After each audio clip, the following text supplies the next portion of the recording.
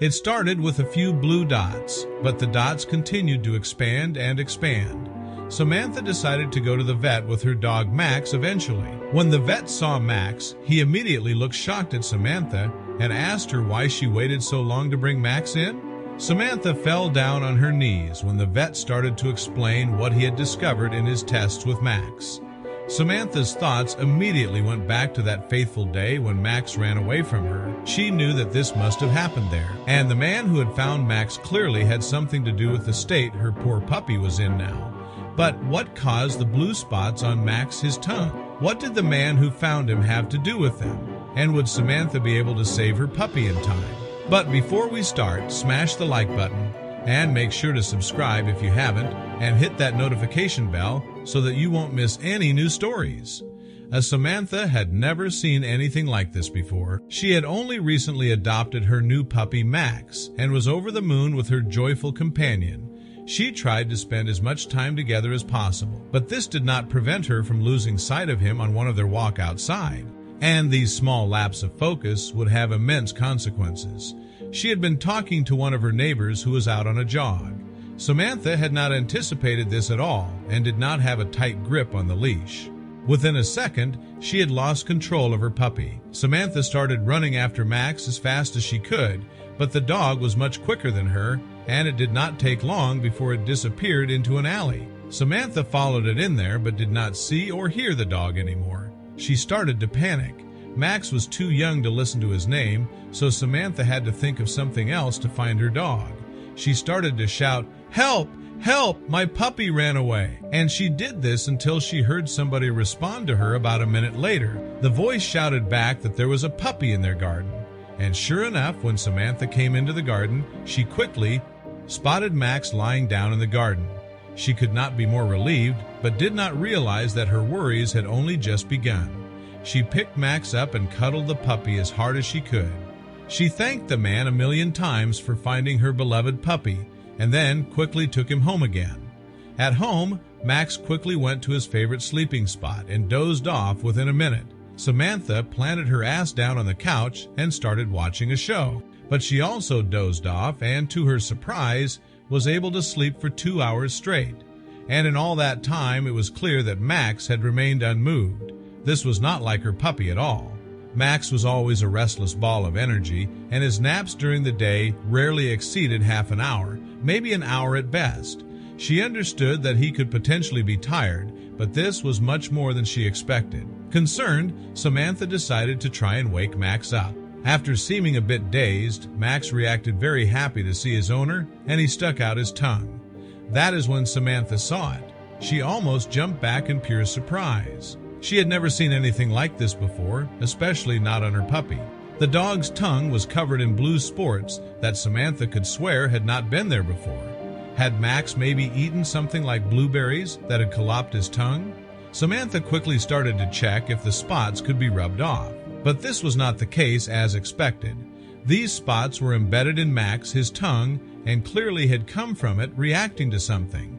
Now Samantha started to get really worried. She needed an expert opinion for this, and the only person who could help her with that was the local vet.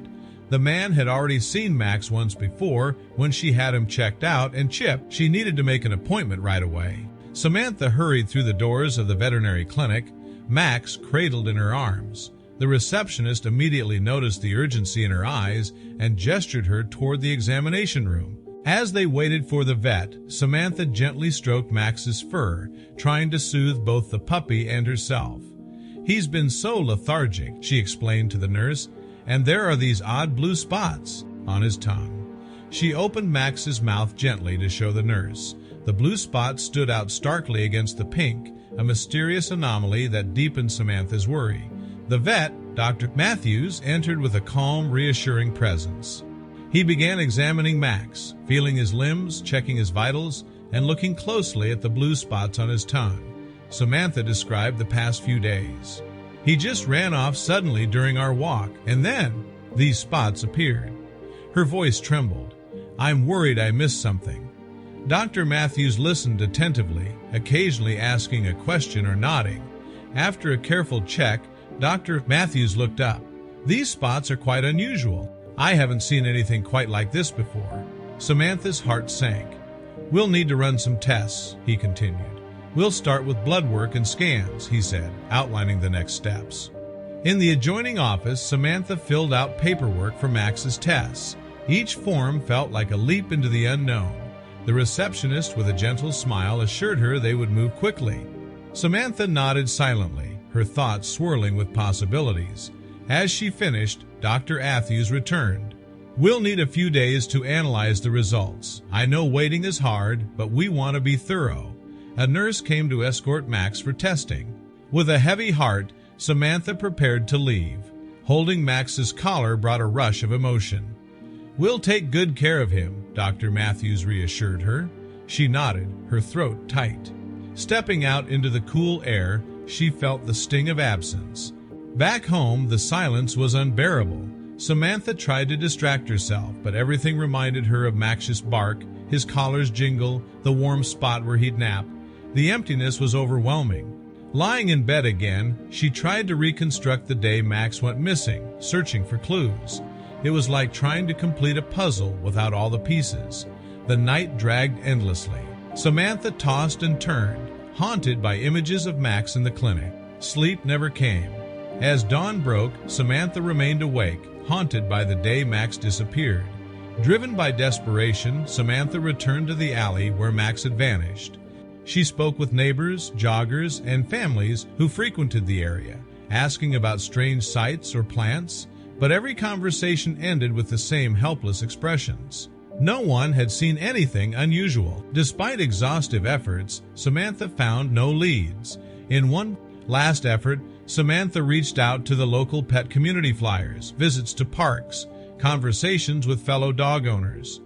Please, if you know anything, she pleaded. But as the day wore on, her hopes faded. Sympathy abounded, but answers did not. Then came the vet's call. Samantha's heart pounded as she answered. Dr. Matthews' tone was calm but concerned. The initial results were inconclusive. Relief and frustration clashed within her. There was still no clear explanation for Max's condition. Dr. Matthews added, "We did find indications that Max ingested something toxic." A wave of anxiety surged through her. However, we haven't identified the exact substance yet. The knowledge that something was responsible, but still unknown, offered little comfort. More tests were needed. Samantha understood but struggled with the news. Waiting was agonizing, stretching each moment into hours. "We're doing everything we can," the vet said gently. She thanked him, her voice quiet, as a new layer of fear settled in. Alone again, Samantha battled her deepest fear, losing Max. The idea was unbearable. Their bond went beyond companionship. He was her constant. The days blurred together.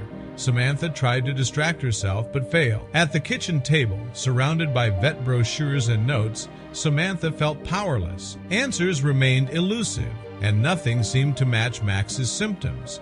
She pored through resources, articles, anything that could explain what had happened. Determined, she continued researching. Toxins in plants, household substances, obscure chemicals each brought new fears and new notes.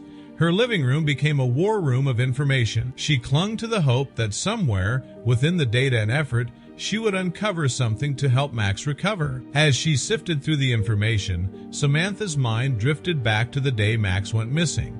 She visualized their entire route, every step, every turn, trying to identify what might have gone wrong. Her memory was vivid but incomplete, like a puzzle missing critical pieces. A sudden thought struck her. The garden where Max had been found. They hadn't examined it thoroughly, and the possibility that something there was responsible jolted her into action. It was a slim lead, but at this point any direction was worth pursuing. Determined, Samantha decided to visit the man's house again. She needed to see the garden for herself. As she prepared for the visit, a cautious hope began to rise within her. Upon arrival, she politely asked if she could examine the garden, explaining her concern. Moving carefully, she studied every corner, her eyes scanning for anything that stood out. Her pulse quickened as she spotted several unusual plants, exotic, unfamiliar, and distinctly out of place. She took photos of the strange flora from every angle, documenting the details meticulously. The garden, a vibrant mix of greens and colors, suddenly felt like a field of clues. Back home, she contacted a local botanist and the Pet Poison Control Center, explaining her findings. Both promised to assist. Feeling supported, Samantha spread her notes and photos across her table, comparing them to online databases. Her research deepened, and the plants from the garden began to emerge as potential culprits. The botanist's call brought a breakthrough. Several of these plants are not native and are known to be toxic to animals, he confirmed. Samantha's instincts had been right. The pieces of the puzzle were beginning to fall into place. As she dug further, she uncovered another disturbing fact. The plants weren't just toxic, they were illegal to cultivate in the region. This revelation shifted the situation from accidental to preventable. Someone's negligence had endangered Max. Samantha returned to the man's house and confronted him, presenting her findings. He admitted to planting them, unaware of their toxicity. Though his response was remorseful, Samantha was firm, urging him to remove them immediately. He agreed, and together they worked to eliminate the threat from his garden. She updated Dr. Matthews with the discovery. "This is crucial information," he said. With this knowledge, he revised Max's treatment to specifically target the toxins. Samantha felt a surge of hope her efforts might finally be turning the tide. In the following days, updates from the vet were increasingly positive. Max's strength returned, his energy rebounded, and the light in his eyes began to shine again. Samantha's relentless determination had made a difference. Beyond Max's recovery, Samantha also focused on prevention. She collaborated with the man to remove all hazardous plants from the property, ensuring no other pet would be put at risk. This step reflected her growing sense of responsibility, not just for Max, but for the entire community. In the quiet of her home, she reflected on the ordeal. The experience had taught her that awareness could save lives. She vowed to stay vigilant, knowing how easily danger could be hidden in plain sight. The day Max returned home was filled with joy. As he bounded out of the clinic, tail wagging, Samantha scooped him up in a tearful embrace. He was home safe and well thanks to the love, persistence, and unbreakable bond they shared.